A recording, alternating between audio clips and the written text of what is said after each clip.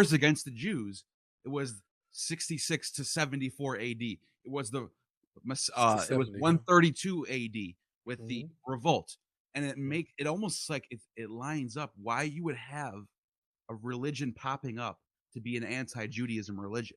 Of course. In fact, anti-Semitism, I'm going to get kickback on this. I probably shouldn't do it.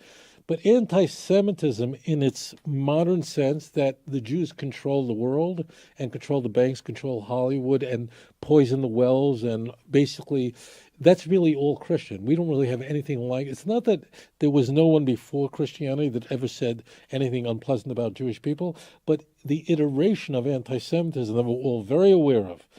And no one ever says we hate the Jews because they're stupid. Never.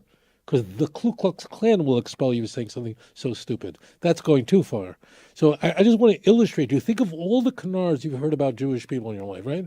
Well, the Jews control the banks, control Hollywood, they control the president, we control politics, we control the Senate, we control we control everybody, and the world is our puppets. That's all Christian. There's nothing like that prior to Christianity. They invented this darkness.